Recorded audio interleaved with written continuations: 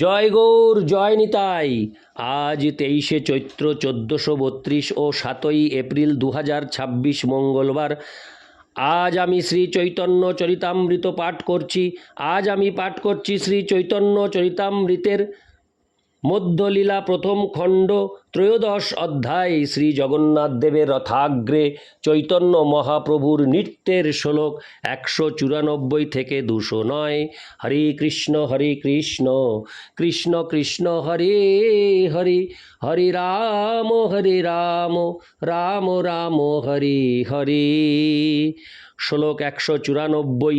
বামে বিপ্র শাসন নারিকেল বন, ডাইনে তো পুষ্পোদ্যান যেন বৃন্দাবন। শ্লোকার্থ: বাম দিকে শ্রী জগন্নাথ দেব দেখলেন বিপ্র শাসন নামক ব্রাহ্মণদের বসবাসের স্থান এবং নারকেলের বন, আর ডান দিকে পুষ্পোদ্যান, যা ঠিক বৃন্দাবনের মতো।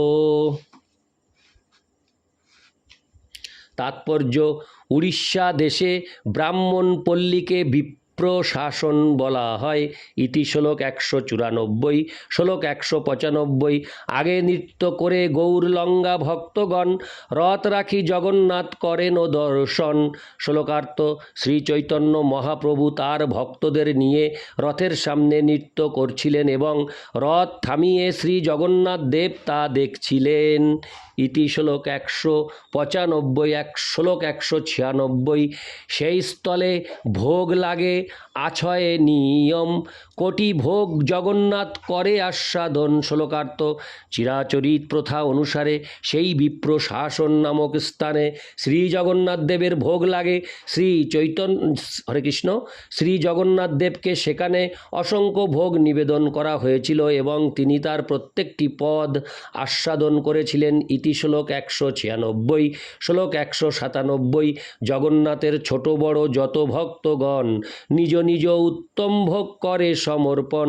শ্লোকার্থ: ছোট এবং বড় সমস্ত ভক্তরাই স্বহস্তে উত্তম ভোগ তৈরি করে তা শ্রী জগন্নাথ দেবকে নিবেদন করেছিলেন। ইতি শ্লোক 197। শ্লোক 198।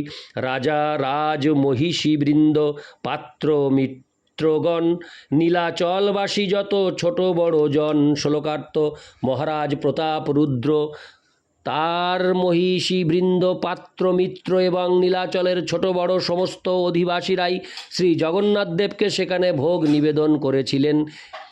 ইতি শ্লোক 198। শ্লোক 199।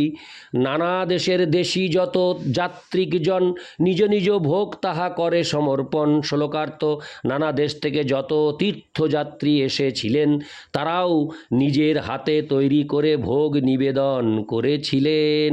ইতি শ্লোক 199। শ্লোক 200।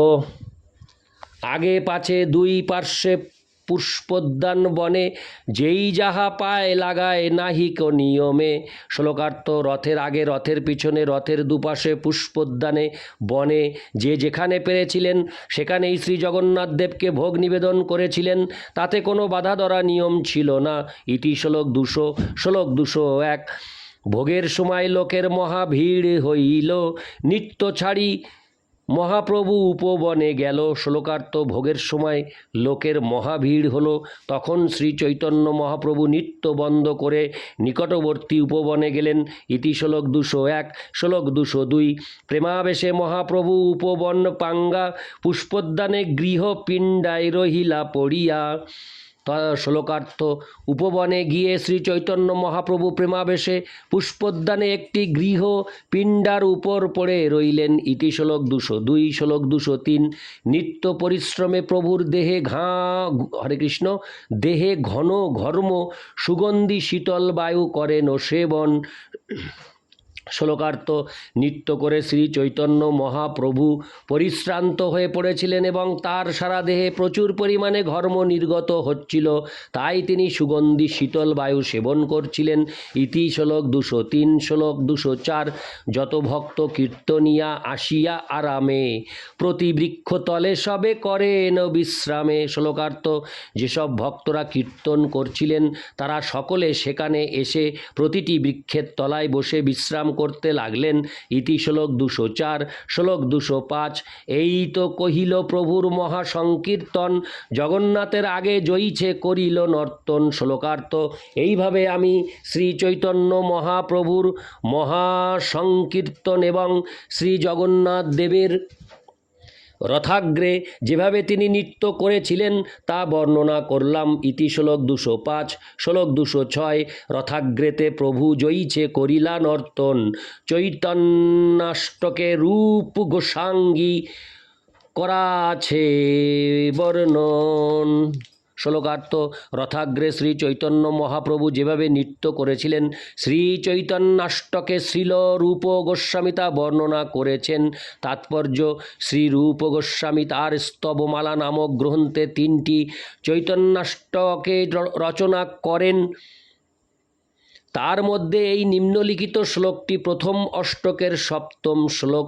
ইতি শ্লোক 206। শ্লোক 207।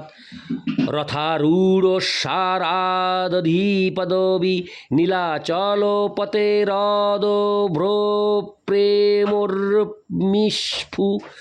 ঋতনটন। হরে কৃষ্ণ।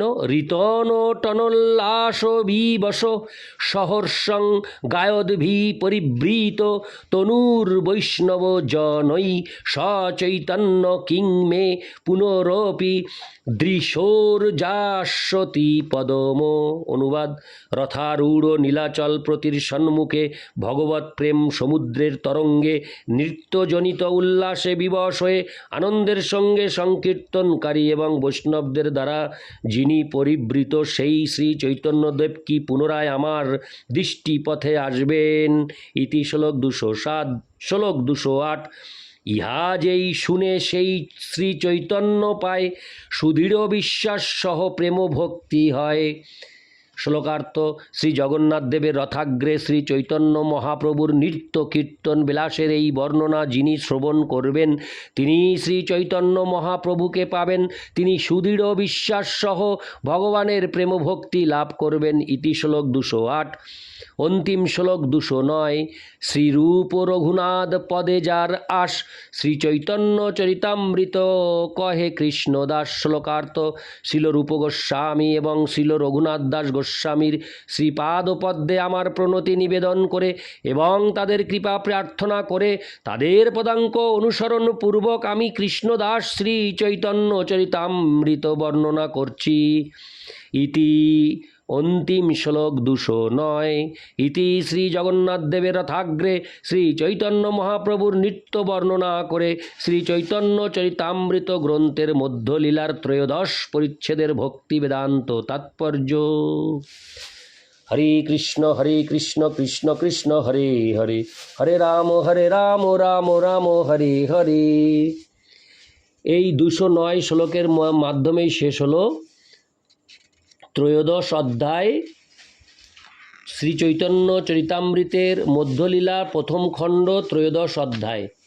এখানেই শেষ সমাপ্ত হলো। হরে কৃষ্ণ। জয় গৌর, জয় নিতাই।